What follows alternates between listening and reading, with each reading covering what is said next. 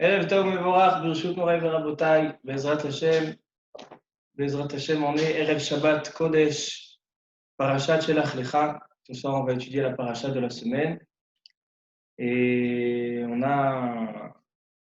la semaine dernière, on a parlé de chiffres, et cette semaine aussi, on va parler de chiffres. Et vous allez voir comment la Torah, elle est extraordinaire. Elle est Ta'amu ou Kitov Hashem. On va voir ce soir des choses extraordinaires au nom du Al-Shich HaKadosh, au nom de beaucoup de grands Rishonim et Acharonim. Mais d'abord, on va juste évoquer les sujets. On n'a pas beaucoup de sujets dans cette paracha, différent de la semaine dernière. On avait beaucoup de sujets à essayer de rassembler. Cette semaine, la paracha, elle est assez simple à ce niveau-là, mais elle n'a pas beaucoup de sujets. Mais les sujets qui se trouvent, on peut creuser et rechercher la profondeur de ces choses-là. Alors la paracha, comme tout le monde connaît, elle commence par les explorateurs, Shelach Lecha Anashim, les Meragelim. Tout le monde connaît l'histoire. On va aujourd'hui se focaliser aussi sur l'histoire des Meragelim, où Moshe Rabbeinu ordonne, Kadosh Baruch Hu dit à Moshe qui peut ordonner aux chefs de tribus, aux Meragelim, aux explorateurs d'aller explorer et vérifier la terre d'Eretz Israël. Et il y a eu la fameuse faute du Chet HaMeragelim lorsqu'ils sont revenus 40 jours plus tard et ils ont dit du Lashon Hara, comme on a terminé la paracha de la semaine dernière avec la faute de Myriam qui était du Lashon Hara. Alors la Torah elle a mis tout de suite une faute qui est aussi en rapport avec le Lashon Hara, comme ça il dit le Baal HaTurim au début de la paracha. Et la faute du Lashon Hara, que cette faute-là nous a coûté, il dit à Kadosh Baruch Hu, comme cette faute elle était au bout, à la fin de 40 jours d'exploration en Eretz Israël, alors Kenegedze, par rapport à cela, on a 40 ans dans le désert qui ont été décrétés, qui ont été une gezira sur Am Israël, de rester, ne pas rentrer tout de suite en Eretz Israël, même si c'est proche, mais d'attendre 40 ans dans le désert. Et non seulement ça, c'est que la faute des Meragelim, c'était le soir de Tisha B'Av. Et à Kadosh Baruch Hu, il a dit, vous avez pleuré un pleur en vain, Bechia Shel Chinam, et moi je vais vous fixer un pleur à toutes les générations. Donc ce jour-là, c'est le jour où il a été détruit le Beth Amikdash. C'est-à-dire que le jour de la faute de Meraglim, elle a influencé la journée que les deux Beth Amikdash, ils ont été détruits. Elle dit la Mishnah dans la Sechet Ta'anit, Mishnah, qui dit que 5 choses se sont passées le jour de Tisha B'Av. Le premier temple et le deuxième temple ont été détruits, et il y a aussi le chet des Meragelim, la faute des Meragelim. Et donc c'est une faute qui a marqué l'histoire juive. Cette faute-là est la faute du veau d'or, Chet HaEgel et Chet HaMeragelim. Ils sont très célèbres et ils ont marqué l'histoire de Am Israël. Alors ça, c'est le premier sujet de la paracha. C'est le Perek Yud Gimel. Ensuite, dans le Perek Yud Alet, on a Am Israël qui pleure suite aux annonces et au Lashon Hara des Meragelim, et il manque de Emouna, il demande à rentrer en Égypte, il demande à se séparer des mitzvot d'Akadosh Baruch Hu, et là, Akadosh Baruch Hu, il annonce la punition que les Meragelim n'auront, toute la génération qui a pleuré cette faute des Meragelim n'aura pas le srout de rentrer en Eretz Israël, c'est ça qu'ils attendent 40 ans, le temps que tout le monde toutes les personnes qui étaient présentes au Chet HaMeragelim, ils vont décéder, et c'est seulement leurs enfants qui vont entrer en Eretz Israël. Ça, c'est le Perek Yud Gimel et Yud Dalet, les deux premiers chapitres de la paracha. Le dernier chapitre de la paracha, c'est le Perek Tetvav. Tetvav, donc on a 3 chapitres dans cette paracha, Yud Gimel, Yud Dalet et Tetvav. Et dans le chapitre Tetvav, on a des choses qui ont l'air rien à voir avec la faute des Meragelim, toutes sortes de mitzvot intéressantes. Par exemple, on parle de la mitzvah du Nisuch HaYain. On sait que quand on amène un korban au Beth Amikdash, il doit être accompagné d'une mincha et il doit être accompagné des nesachim. Yain, du vin, qui est menoussar sur le misbéach, qu'on mélange sur le misbéach, et ça fait partie du korban. Donc les nesachim, ça a une grande profondeur, Alpi Asod, Alpi Kabbalah. Regardez dans le livre L'Écouté Torah du Rav Shneur Zalman Milodi, le Baal HaTanya, le Admor HaZaken. Il a des ma'amarim très longs sur les nesachim, comprendre qu'est-ce que c'est les Nesachim, le Or HaChaim HaKadosh aussi, il parle de Nesachim. Ensuite, on a la mitzvah de la Afrashat Chala. La mitzvah de la farashat chala, quand on fait une pâte, on doit prélever la chala. Ensuite, on a l'interdit de avodah zara. Ensuite, on a l'histoire du Mekoshesh Etzim, que la Gemara dit que c'était Tselophrad, qui a transgressé le Shabbat en portant et en déplaçant des bois 4 amot dans le Reshut Arabim, qui est un interdit de la Torah pendant Shabbat. Et donc, ils ont emprisonné le Tselophrad et il a été mis à mort. Et à la fin de la paracha, le dernier passage du Maftir, c'est la paracha des Tzitzit. Paracha de la célèbre mitzvah des tzitzit, une paracha qu'on récite tous les jours, 3 fois par jour, le matin, le soir et avant d'aller dormir. Yomer Hashem el Moshe lemor, daber el bnei Israël v'amarta alehem, asu lahem tzitzit al kanfe bigdehem ledorotam. Donc voilà, voici les sujets de la paracha. Il n'y en a pas tellement, mais certes, ils sont variés. Et donc, il va falloir essayer de comprendre quel est le fil conducteur de tous ces sujets de la paracha. Et on va essayer de sortir aujourd'hui essayer de tirer de la paracha un très très bel enseignement, très doué. Donc, tout d'abord, essayons de comprendre, de mettre de l'ordre dans tous ces sujets. Je vais vous lire le Ibn Ezra, Rabbi Avraham Ibn Ezra. Le Ibn Ezra, quand il essaye de rassembler depuis Chet HaMeragelim jusqu'à la mitzvah tzitzit à la fin de la paracha, il dit comme ça. Nismecha zot ha-parasha, ba'avur shenechleshu va'it abalu. Quand Am Israël, ils ont entendu que tous ceux qui ont fauté dans la faute des Meragelim, qui se sont plaints et n'ont pas fait confiance à Kadosh Baruch Hu. Kadosh Baruch Hu, il leur dit, je vais vous rentrer dans une terre extraordinaire, une terre que j'ai promis à vos pères, Abraham, Yitzhak et Yaakov. Et je vous ai sorti d'Égypte pour vous emmener dans cette terre-là.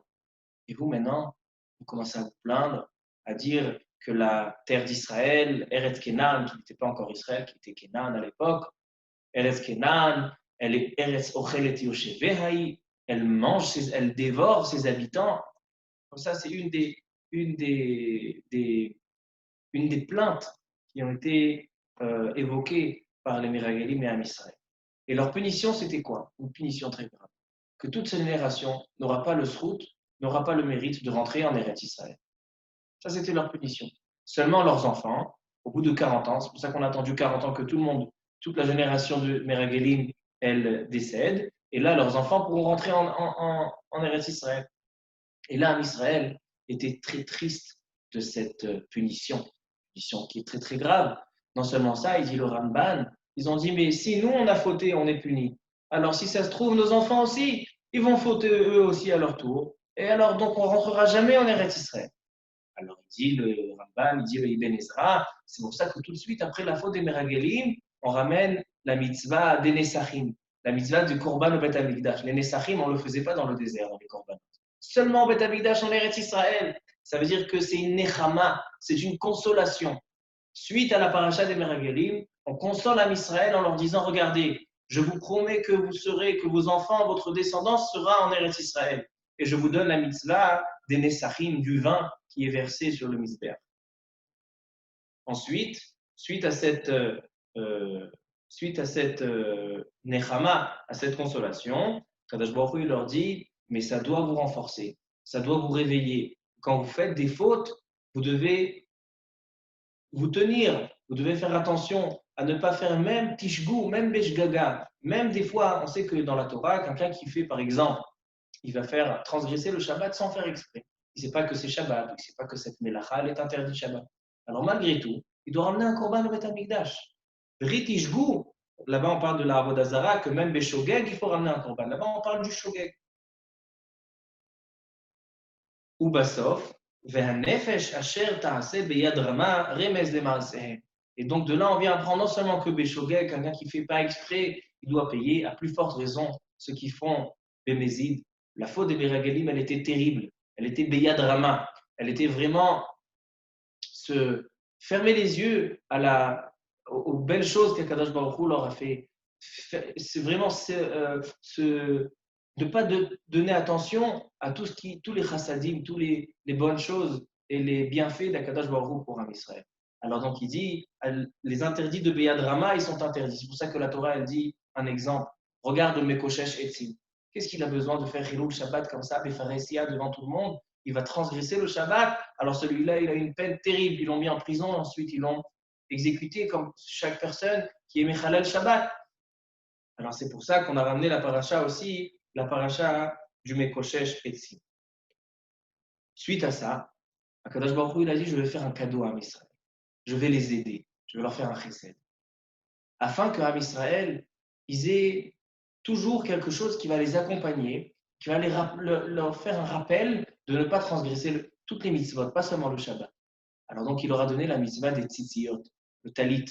La mitzvah des tzitzit, elle a pour but de rappeler aux Juifs, au ritem oto, lorsque tu vas voir ton talit que tu portes, uzchartem et kol mitzvot Hashem. Tu vas te rappeler de toutes les mitzvot de la Torah. Alors donc, sans le talit, des fois on peut s'égarer, on peut oublier, on peut transgresser des interdits. Quand Baruch Hu nous a donné, viens, je te donne un cadeau, je te donne un rappel, je te donne un tzitzit.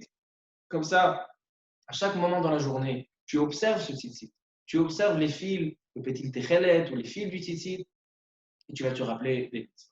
Donc c'est comme ça que le Rabbi Avraham Ibn Ezra essaye de joindre les sujets un après l'autre pour comprendre quel rapport entre les Meragelim, les Nesachim, le Mekoshesh Etzim et les Tzitzit. Le Ibn Ezra, je ne peux pas dire il a oublié, mais c'est sûr qu'il a fait exprès parce qu'on n'oublie pas des passages de Torah, surtout quand on parle du Ibn Ezra. Mais il y a un sujet qui n'est pas évoqué dans les Ibn Ezra. C'est le sujet de la Parashat Chala. La mitzvah célèbre de la Parashat Chala qui est mentionnée dans cette paracha. Il ne l'a pas évoqué, il ne l'a pas expliqué. Des fois, le Ibn Ezra, il écrit tellement bérémez et tellement bekitsour, tellement en raccourci, qu'on a du mal à le comprendre. Il y a des séfarim, il y a des livres qui ont été écrits sur l'Ibn Ezra. Donc peut-être qu'il est méroumaz, mais moi, je n'ai pas la capacité de comprendre les paroles d'Ibn Ezra, mais je vais essayer de donner aussi une explication à la paracha de la Chala, la mitzvah de la parashat Chala, pourquoi elle a sa place dans cette paracha spécifique.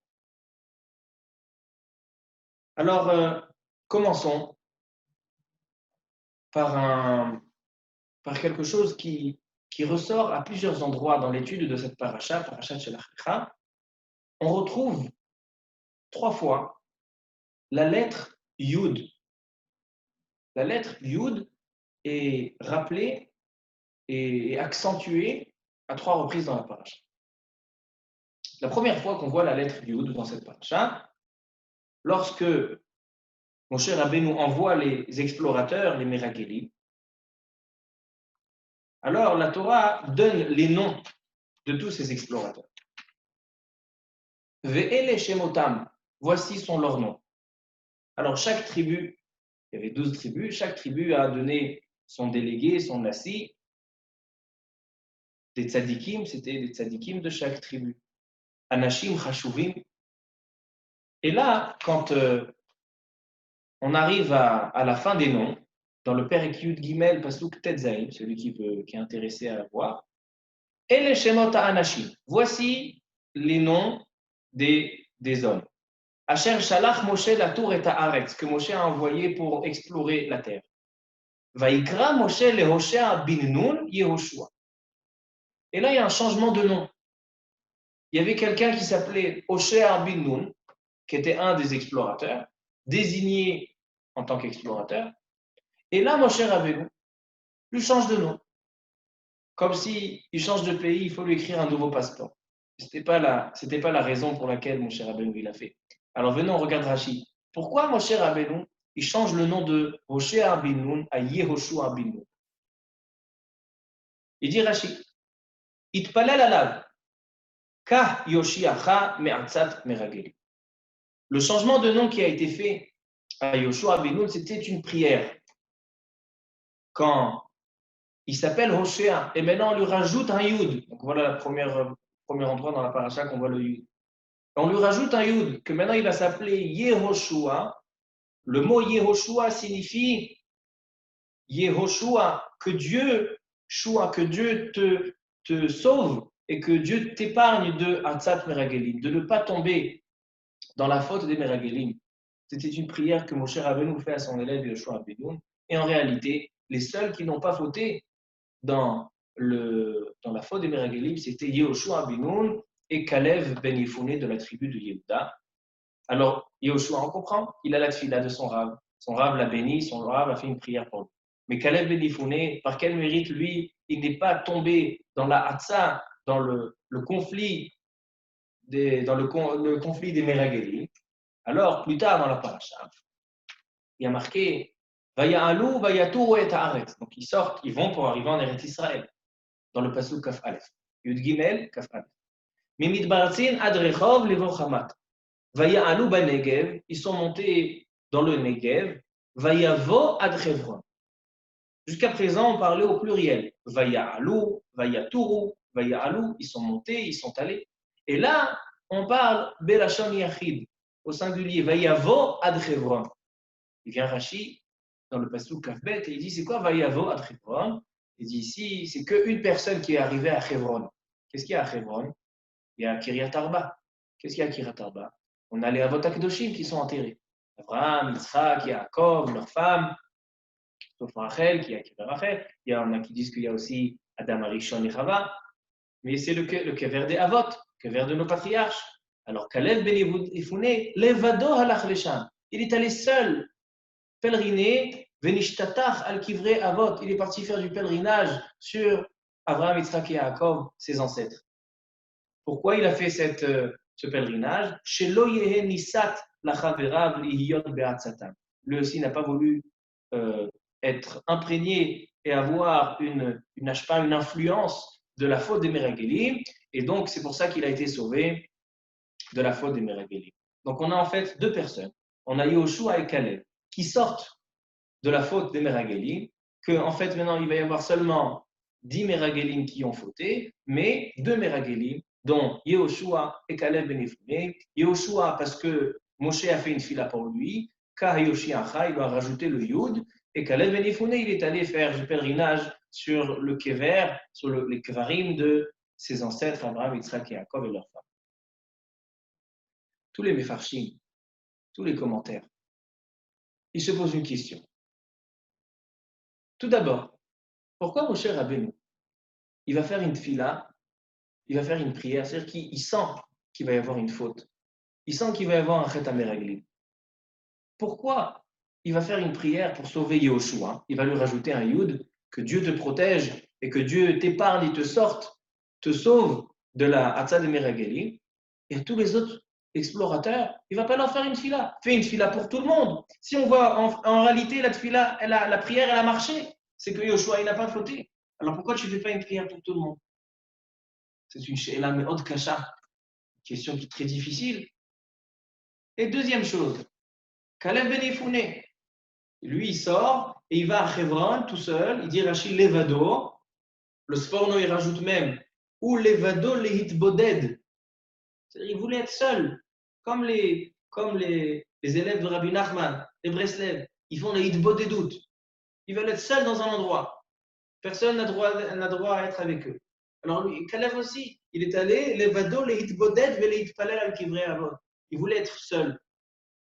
Pourquoi il voulait être seul? Dit à tous les amis, vous êtes ensemble en train d'aller explorer Eretz Israël. On leur dit, regardez, vous êtes tous les fils d'Abraham, Yitzhak et Jacob, il y a toutes les tribus. Venez, on va faire une prière sur le kever de nos ancêtres pour être épargnés de la Hatzat Meragélim. Comme ça, il n'y a pas de faute. Alors, il y a une double question. Tout d'abord, pourquoi Moshe il a fait une fila sur Yehoshua et pas sur Kalev et tous les autres? Et deuxièmement, pourquoi Kalev il va tout seul et il n'invite pas ses amis? Donc ça, c'est une question qu'il va falloir qu'on comprenne. Alors donc j'ai dit, le premier endroit qu'on trouve la lettre Yud dans cette paracha, c'est Yud de Yehoshua. Plus tard, dans le Perek Yud Dalet,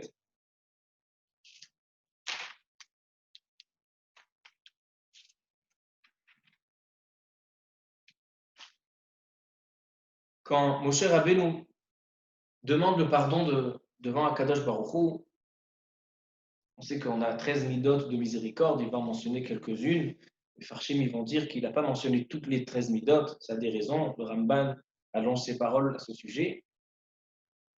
Mais il va demander pardon à Kadosh Baruch Hu. Et il lui dit comme ça, un des arguments qui est évoqué par Moshe Rabbeinu. Ve'ata igdal na koach Hashem ka'asher dibarta lemor. Dans le Perek Yud Dalet, pasuk Yud Zayin. Et à présent, Igdal Nakoach Hashem, Akadosh Baruch Hu, si tu ne vas pas rentrer à Israël en terre d'Israël, en Eretz Kenan, dans la terre d'Eretz Israël, alors les Égyptiens, ils vont dire, regarde, Akadosh Baruch Hu, il les a sortis d'Égypte, il a gagné l'Égypte. Mais les Kénaanim, il n'a pas réussi à les gagner. Les habitants d'Eretz Kenan, il n'a pas réussi. Donc, il n'a pas réussi à les rentrer en Eretz Israël. Alors, il dit, Igdal Nakoach Hashem. Kadosh Baruch Hu, montre ta grandeur de ta force. Et là, il va dire, Hashem, Erech Hapayim Berav Chesed. Des midot, des mesures de miséricorde. Et là, Kadosh Baruch Hu, il dit, Salachti Kitvarecha. Je suis d'accord. Il vient le Baal HaTurim. Et il dit que dans le mot Igdalna, regardez dans le Chumash, dans le Pasuk Yudzaïn, la lettre Yud de Igdalna, elle est écrite en plus gros. Il y a un gros Yud. Il dit le Baal HaTurim. Yud Gedola. Il y a encore un Yud ici. Yud Gedola. Pourquoi il y a un Yud Gedola? Amar, im nisucha ba'asara nisyonot. Kadosh Baruch Hu, il dit, ça y est, moi je ne peux plus. Je ne les rentrerai pas en Eretz Israël. Dans cette paracha, la dernière faute de Meraglim, c'est le 10e Nisayon, le dixième problème, le 10e test, la 10e faute de Am Israël envers Akadosh Baruch Hu. Vayenasuni ze asara pe'amim, il dit Akadosh Baruch Hu. Vayenasu oti ze eser pe'amim velo sham'u bekoli. 10, c'est trop. Donc on a ce Yud, c'est le 10 nisyonotes qu'ils ont fait. Alors il dit le Baal HaTurim, qu'est-ce qu'il vient dire Moshe Rabbeinu? Ve'ata igdalna, avec le Yud, Kadosh Baruch Hu, Zechor lahem tzidkat avihem, rappelle-toi de Abraham Avinu, shenisita oto be'asara nisyonot. En fait, cette lettre Yud, c'est le Yud que Moshe Rabbeinu dit à Kadosh Baruch Hu. Ve'ata igdalna, le Yud de Igdal, il dit c'est vrai qu'Am Israël, ils t'ont fait 10 nisyonot. Mais n'oublie pas, Kadosh Baruch Hu, que toi aussi, tu as fait Abraham Avinu, tu l'as fait 10 nisyonot. Tu l'as testé par 10 manières.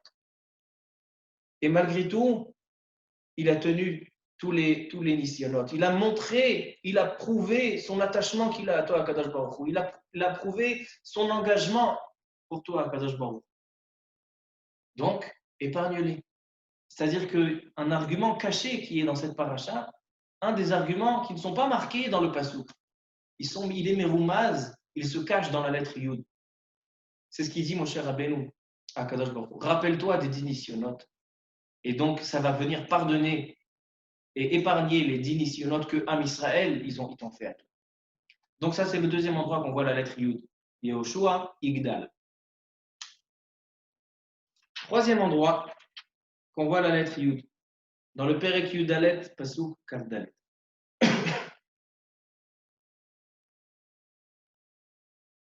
Akadosh Baruch Hu, il dit, il fait des éloges à Kalev Ben Yefouné. Kalev Ben Yefouné n'est pas tombé dans le complot des Meragelim. Ve'avdi Kalev, Ekev haïta ruach acheret imo, vayemale acharai, puisque Kalev n'était pas de leur avis des Meraglim, et il m'a suivi. Vahavi otiv el haaretz asher bashama vezar'o yorishen. Je vais le ramener dans la terre d'Eretz Israël. Et il dit Rashi que grâce à ça, Kalev Ben Yefouné, il a eu quelle part? Hebron. Hebron, elle appartient à Kalev Ben Yefouné. C'est-à-dire que Hebron, que Kalev Ben Yefouné, quand il est venu explorer, il est allé à Hebron pour demander des rachamim, demander aux Avot HaKadoshim qui l'aident, qu'ils agissent devant Kadosh Baruch Hu pour l'aider à être épargné de l'Atzat Meraglim. Sa récompense, c'était Vahavi Otiv, je le ramènerai à Hebron. Il vient le Baal HaTurim et il dit dans le mot Vahavi Otiv, il y a un Yud en trop. Entre le Vahavi Otiv, après le Bet, il y a un Yud qui est en trop. Yud Yetera. C'est quoi cette Yud Yetera? C'est quoi ce Yud qui est en trop? She'avi Otam el haaretz. Je vais le ramener en Eretz Israël. Shenit Kadsha Eser Kdushot. Eretz Israël, elle a 10 Kdushot. 10 degrés, 10 niveaux de sainteté. Comme il est écrit dans la Mishnah Masechet Kelim, dans le Perek Aleph Mishnah Vav. Elle dit là-bas la Mishnah, Eser Kdushot Nitkacha Eretz Israël. Donc le Vahavi Otiv, le Yud qui est caché, c'est qu'ils ne vont pas seulement arriver en Eretz Israël. Ils vont arriver en Eretz Israël et ils vont avoir le zrout d'atteindre les 10 degrés et les 10 niveaux de spiritualité de Kedusha d'Eretz Israël. Donc ça en fait beaucoup. On retrouve le Yud et le chiffre 10 beaucoup dans la paracha. Yud de Yehoshua, Igdal Nakoach Hashem et Vahavi Otiv. Alors j'ai essayé de réfléchir et je souhaite partager cette réflexion avec vous. Le chiffre 10, qu'est-ce qu'il a de spécial? Pourquoi il est écrit que Yehoshua, on lui a ajouté la lettre Yud? Alors on a dit que c'est le nom d'Hachem, Yoshiacha, mais il dit l'Orachaim, non, c'est pas seulement ça. Il dit l'Orachaim que le Yud qui a été rajouté à Yehoshua, c'est 10 contre les 10 Meraglim. Ça veut dire qu'on a 10 Meraglim, on a la valeur numérique de 10 qui est rajoutée à Yehoshua, on a Igdalna, c'est les 10 nisyonotes, que Am Israël ils ont fait à Kadosh Baruch Hu. On a les 10 nisyonotes qu'Akadosh Baruch Hu il a fait à Abraham Avinu, et on a les 10 kedushot de Eretz Israël qu'Am Israël ils ont le souhait d'avoir. Venez, on essaye de rassembler tous ces chiffres 10 à comprendre quelle est la profondeur, quelle est la signification. Qu'est-ce que ça veut dire ce 10? Alors je me suis rappelé d'un enseignement du Maharal. Mais le Maharal ne le dit pas vraiment dans les mots que je vais dire, mais cette idée-là m'est venue suite à l'étude dans le Maharal. Le Maharal, dans plusieurs endroits, dans ce livre, dans ses Sfarim, il évoque la signification du chiffre 10. Le chiffre 10, il a un caractère, il a quelque chose qui le démarque de tous les chiffres. C'est que le chiffre 10, il n'est pas des yéchidot. Yéchidot qui veut dire on sait que 1, 2, 3, ce sont des yéchidot.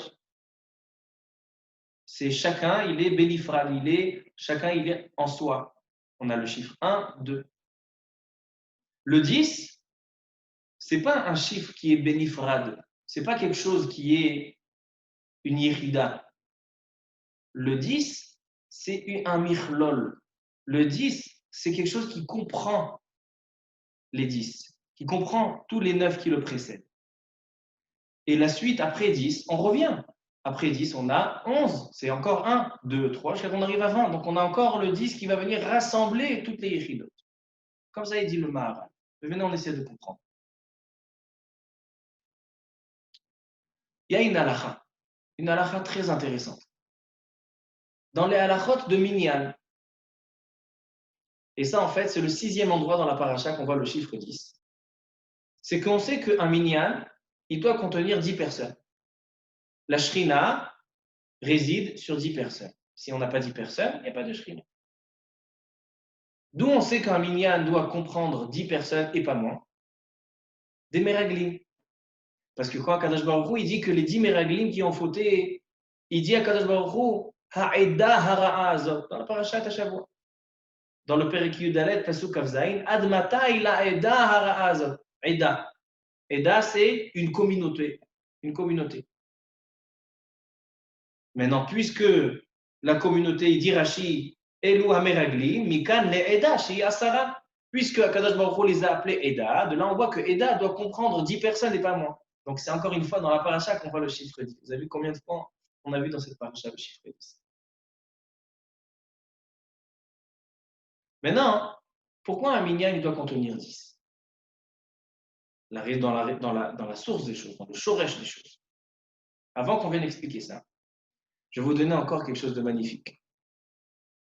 Il y avait un grand rave dans la ville de Tzfat, à l'époque du Shulchan Aruch, Rabbi Yosef Karo, à la Shalom. savez qu'à cette époque-là, à Tzfat, c'était des grands tzadikim, chassidim, mekoubalim, qui étaient vraiment un degré extraordinaire. Et parmi de ces rabbanim, il y avait le Gaon Rabbi Moshe Al-Shich, alav shalom. Il a été surnommé le Al-Shich HaKadosh.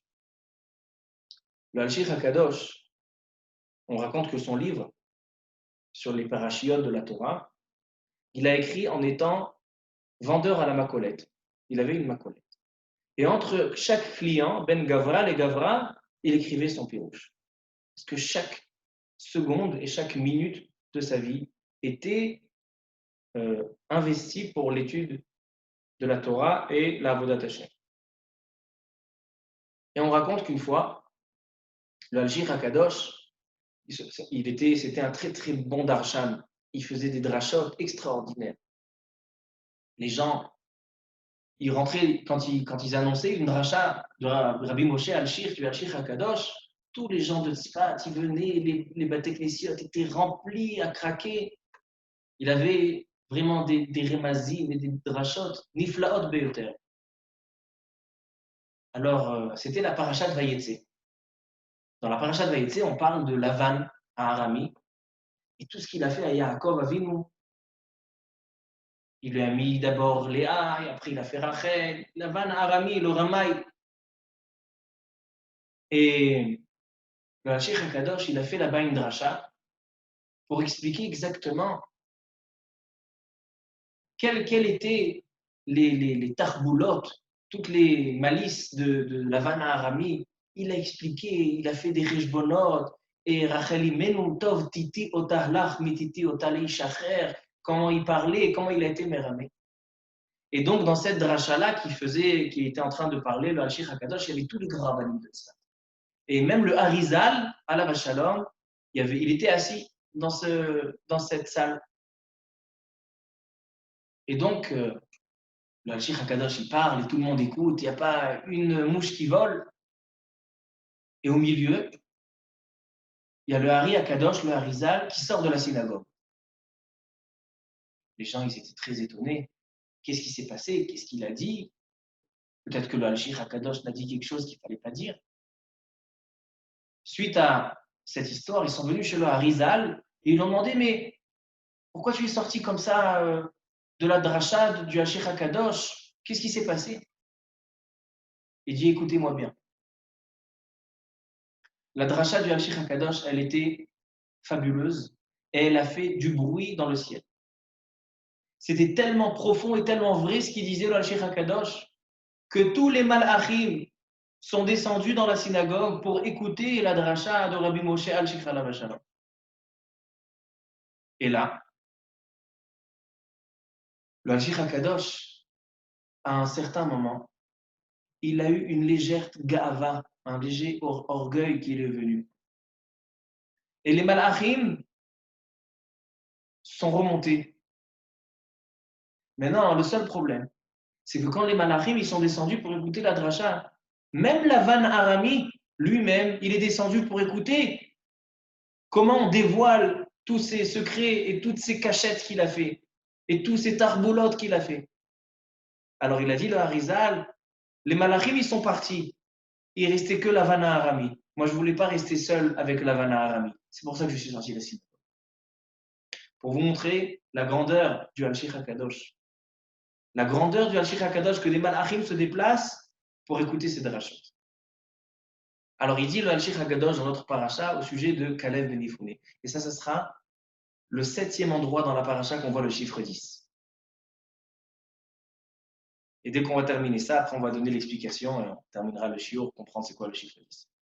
Il dit le Hachich HaKadosh, Kalev ben Yefouné, il va au Kever, il va à Hebron, à Kiryat Arba, dans le cimetière, sur les tombes de Abraham, Yitzhak et Yaakov, et leurs 3 femmes. C'était quoi l'idée de pourquoi il devait être seul? Pourquoi il est allé et pourquoi il est allé spécifiquement chez ces Avot? Il dit le Hachich HaKadosh. Kalev ben Yefouné, il est allé Parce qu'il savait qu'il y avait 10 Meragelim qui ont le chiffre 10. Et le chiffre 10 est une force, comme on va le voir tout à l'heure. Et il a tenté de demander des miséricordes et de rassembler un chiffre 10 de Kdusha pour pouvoir être sauvé de la hashpa'a, de l'influence des Meragelim. Comment il a fait? Il est allé demander à Yaakov Avinu. Dans tous ces patriarches, il y a Yaakov Avinu qui est enterré là-bas. Yaakov Avinu, il était aussi, à l'époque, confronté à un sujet de la Shonara. On sait que quand Yosef Hatzadik a été vendu par ses frères, ils ont voulu montrer à leur père comme quoi Yosef Hatzadik a été dévoré par un animal. Et ils ont pris du sang, ils ont coloré sa kétonnette pour pouvoir montrer à leur père, voilà. C'est qui a ramené la nouvelle, la terrible nouvelle à Yaakov Avinu, comme quoi, soi-disant, son fils a été assassiné? C'est Yehuda. C'est que Yehuda, il avait une sorte, je ne peux pas dire faute, mais il y avait une tvia sur Yehuda qui l'a ramené une diba, il a ramené un mensonge, il l'a ramené à la shonara.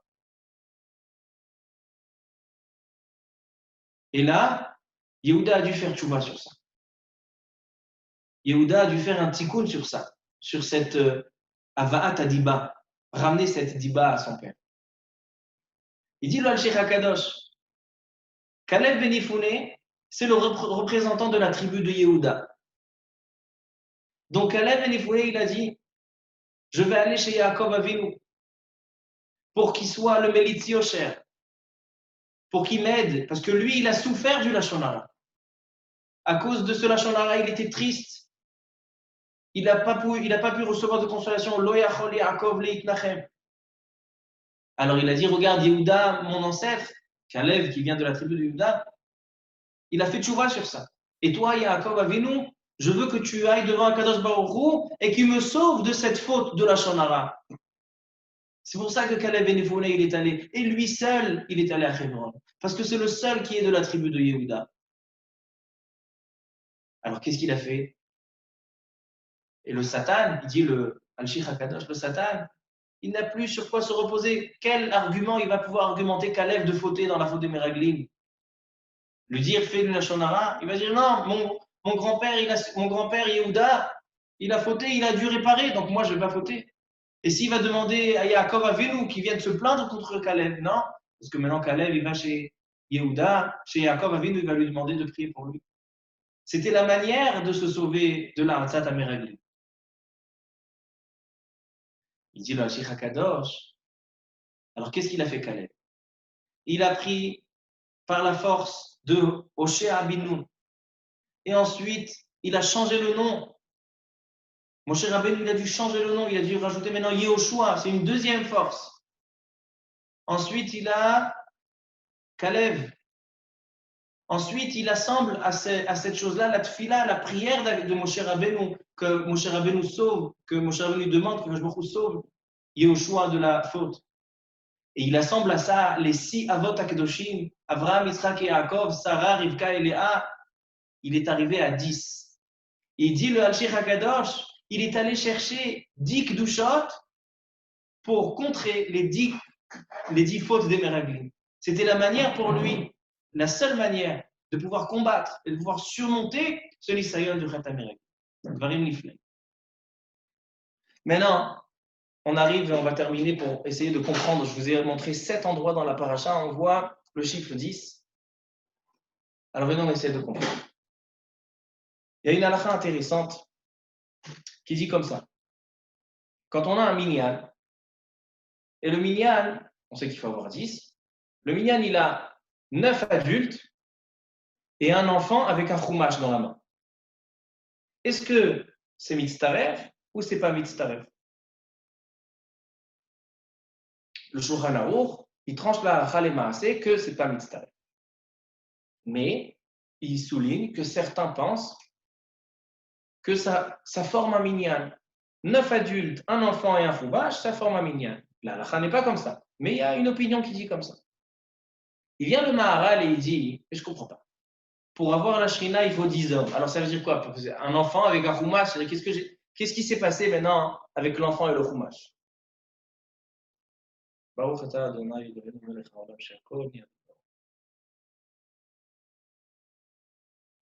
Qu'est-ce qui s'est passé avec le chumash et l'enfant? Il dit le Maharal, selon son Yesod, que le chiffre 10, c'est pas encore une yérida, c'est pas encore quand on a de 1 à 10, c'est pas 10 choses individuelles. Le 10, il est censé rassembler et rattacher toute l'équipe, tous les membres de ses précédents. C'est-à-dire que le chiffre 10, c'est pas encore un individuel, mais c'est celui qui colle, celui qui rassemble et qui forme maintenant. C'était des individuels et ça forme un groupe de 10. C'est pour ça que Eda, le minyan, il doit être formé de 10 personnes. Parce qu'on a une personne, c'est un yahid, c'est un individuel. 2, alors on a 2 yahidim. 3, on a 3 individuels. Le 10, il est là, il forme une Eda. Il forme quelque chose qui n'était pas avant. Il a pris 9 individuels, il a rendu une Eda. Un seul tzibour, un seul kahal. Et c'est pour ça que la shrina, elle réside pas sur des individuels. Elle réside sur un peuple, sur une Eda. Et c'est pour ça que le minimum, c'est 10. Selon ça, on peut comprendre que le chiffre 10, il symbolise une généralité, une klalout. Il symbolise une shlemut, quelque chose qui est complet, quelque chose qui est arrivé à son but, qui est arrivé à son tachlit. Alors, maintenant, on va pouvoir comprendre. Elle dit la Mishnah dans les Pirkei Avot, dans le chapitre He,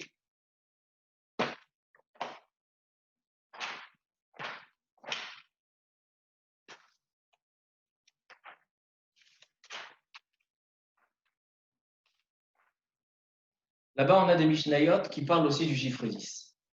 Et par l'intermédiaire de là-bas le Maharal aussi, il se trouve là-bas le Maharal, c'est comme ça qu'on va pouvoir comprendre tout ce chiffre 10 qui est marqué dans la page. Be'asara ma'amarot nivra ha'olam. Le monde a été créé par 10 paroles d'Akadosh Baruch Hu. Mishnah Bet. Asara dorot me Adam ad Noach. 10 générations de Adam jusqu'à Noach. Mishnah Gimel. Dans Mishnah Bet. Asara dorot mi Noach ve'ad Abraham. De Adam jusqu'à Noach 10, de Noach jusqu'à Abraham 10. Asara nisionot nitnasa Abraham Avinu. Abraham Avinu, il a eu 10 nisionot. Asara nisim, on a eu combien de plaies en Égypte? 10. Asara nisim naasu la avotenu bemitzrayim. Asara nisionot nisu avotenu et amakom. 10 nisionot. Nos pères, ils ont fait le Meraglim, c'était le 10e, c'est SRP Amim, 10 nisionot. Asara nisim naasu la avotenu bebet amikdash. 10 nisim ont été au Bet Amikdash. Lo epila isha mereach besara kodesh. Les femmes ne perdaient pas leur bébé. Lo kibuk shamim eshelatza me'archa. La pluie n'éteignait pas le feu.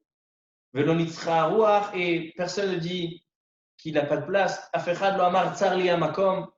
Tout en Israël se rassemble au Bet Amikdash. Et il n'y en a pas un qui dit on est un peu serré ici. C'est-à-dire que c'est des nissim au-dessus de la nature. Asarat varim nivreu be'erev Shabbat ben hashmashot. 10 choses ont été créées erev Shabbat avant l'entrée de Shabbat, pendant ben hashmashot. Pi haaret, pi habe'er, pi haaton, hakeshet, haman, hamate.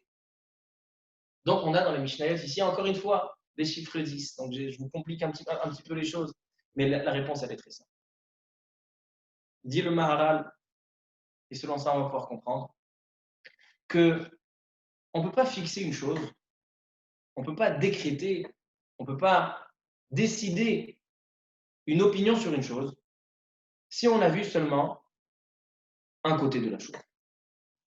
Par exemple, si on a un enfant à l'école, il a fait une bêtise. Chaque enfant, ça arrive qu'il fait des bêtises. Maintenant, est-ce que à travers une seule bêtise, je vais pouvoir dire cet enfant-là, c'est un enfant qui est impossible, on ne peut pas s'en occuper. Non, on ne peut pas décréter une chose pareille. On ne peut pas par quelque chose qui est individuel, quelque chose qui est boded, un simple échantillon, on ne peut pas fixer des faits selon ça. Par contre, si il a fait une bêtise, et encore une, et il est arrivé jusqu'à 10 bêtises. On a dit que le chiffre 10, il n'est pas seulement encore un boded, il n'est pas encore un individuel dans le lot. Le 10, il rend tous ses précédents, il rassemble tous ses précédents que ce sont chacun individuel et il les rend en une seule miksha achat. Il les rend en une seule chose. Quand on a un minyan, on a un individuel, deux individuels, trois, quatre, 9 individuels, mais le 10e, ça forme un minyan. Le 10e, il forme un minyan. C'est pour ça qu'on dit que le 10e, il est notel sachar goulam. Il prend le sachar de tous. Alors c'est ça qu'on explique comme ça les Mishnayot. Akadosh Baruch Hu, il a créé le monde avec 10 paroles. Pourquoi il y a besoin de 10? Parce que Akadosh Baruch Hu, il a créé tout le monde.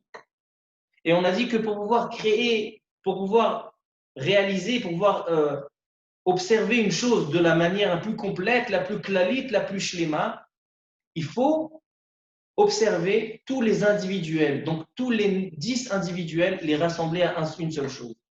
Akadosh Baruch Hu, il a créé le monde par 10 ma'amarot. C'est ce qui fait la klalout du monde. Ensuite, on a 10 générations depuis Adam jusqu'à Noach. C'est pour ça que Gazwaro, il a fait le Maboul. Pourquoi il a fait le Maboul, le déluge, à l'époque de Noach? Déjà, depuis après Adam Arisham, ils ont pas écouté Akadosh Baruch Hu, ils faisaient des choses qui n'étaient pas bien. Mais on ne peut pas fixer, décréter qu'une génération n'est pas bien seulement parce qu'ils ont fait des fautes. Donc, il attend une génération, un individuel. Et 2 et 3. Dès qu'il arrive à 10 générations, au Dor Assyrie, à Noach, il dit non. Si j'ai 10 générations qui sont mauvaises, c'est que la claloute du monde, l'humanité, elle est boucherée tête. L'humanité, elle manque quelque chose. On a observé par tous ces 10 individuels qui forment un seul lot, parce que le 10e, il rassemble tout ce qui vient devant lui, et ça nous prouve que la génération, elle n'est pas bien. C'est pour ça qu'il faut faire le déluge. La même chose, c'est l'inverse. Asara Dorot Minoach Ve'ad Avraham. 10 générations. Mais Abraham, il est venu et il a pris toutes les générations qui le précédaient et il les a tous mis. Abraham a ivri, il s'est mis d'un côté. Il s'est mis du côté d'Akadosh Baruch. C'est pour ça qu'Abraham a il a pris le sahar de tous. Parce que le 10e, on dit que le 10e dans un minyan, il est important. Pourquoi? Parce qu'il a pris 9 individuels, il les a rassemblés en un minyan. C'est lui la colle de toutes ces personnes-là. Aucun n'aurait pu faire ce qu'il a fait lui. Parce qu'il est 10e.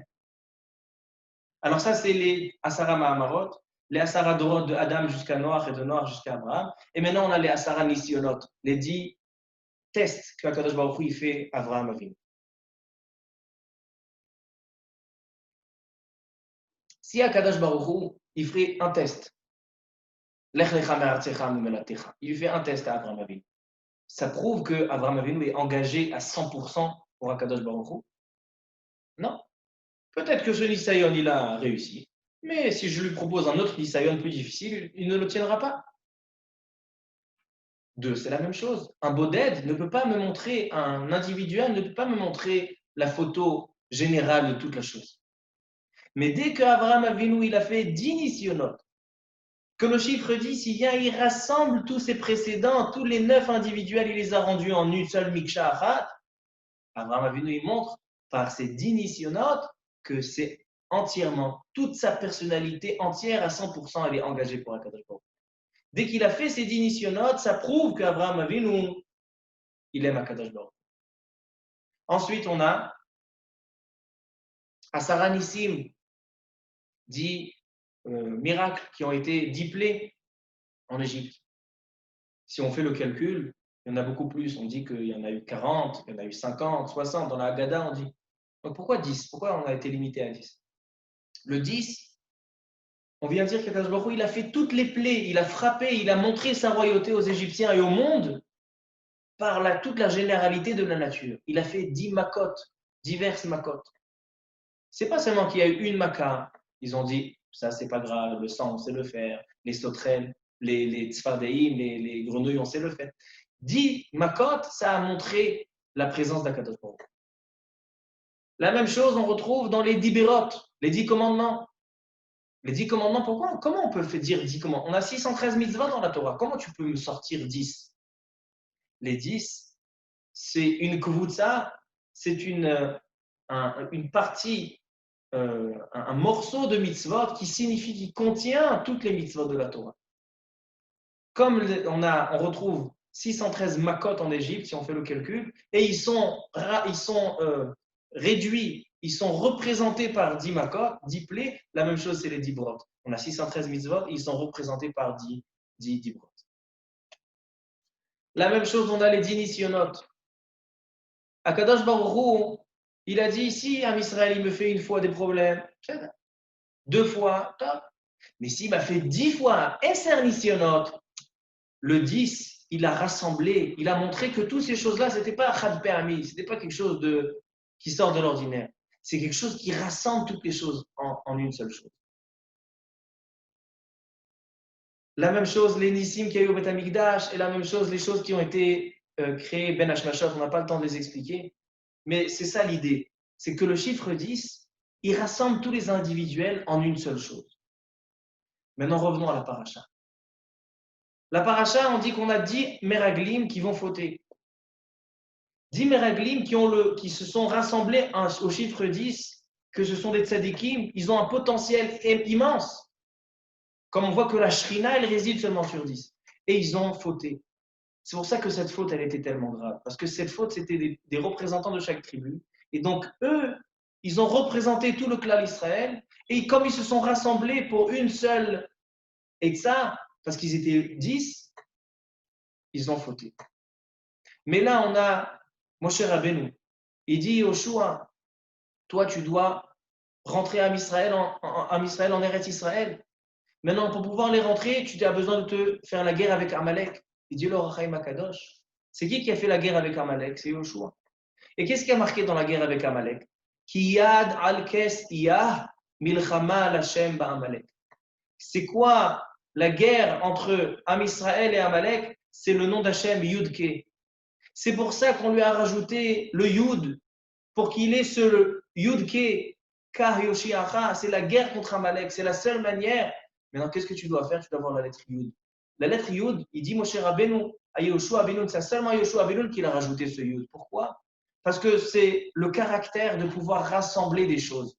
Prendre des Yechidim, prendre des individuels et les mettre à une seule chose. Ça, c'est Yoshua.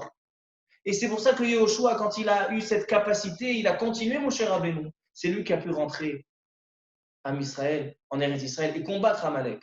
Parce que sans Yoshua, on n'aurait eu que des Yechidim, que des individuels.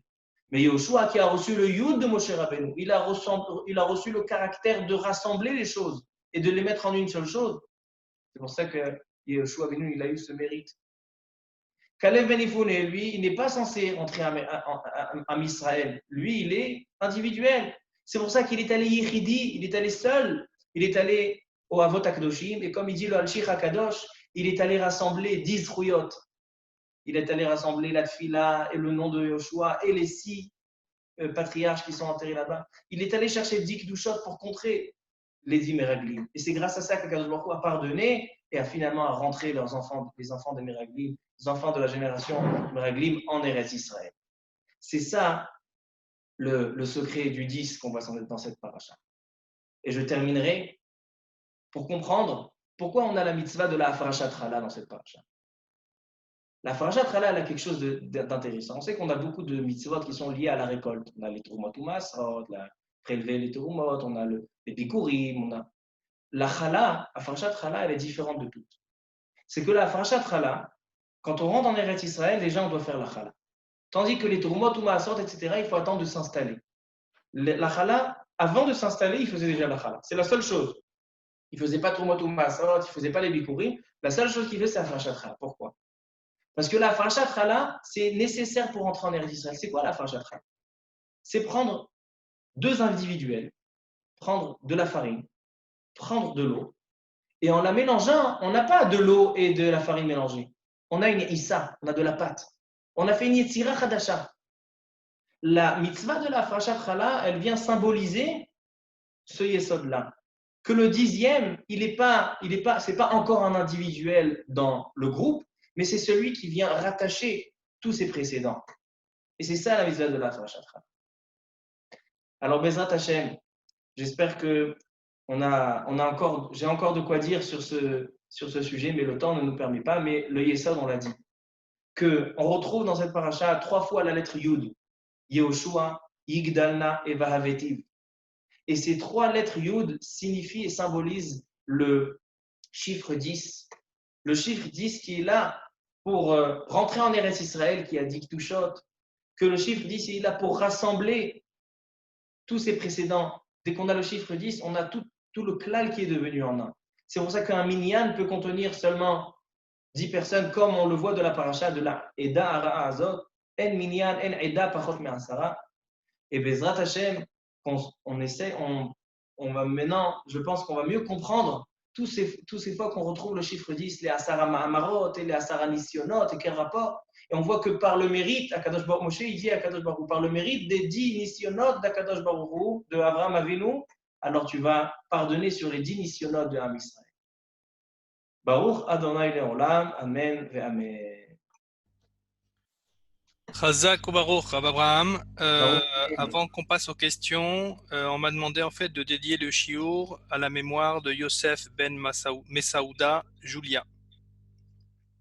Alors, Amerachem al kol briota vechos vechmol verachem alef yeshua shema shem miftar shem tov min haolam Rabbi Yosef ben Masouda Julia Ruach Adonai tenichenu began Eden ובכל בני ישראל השוכבים עמו בכלל הרחמים והסליחות וכן יהי רצון ונאמר אמן.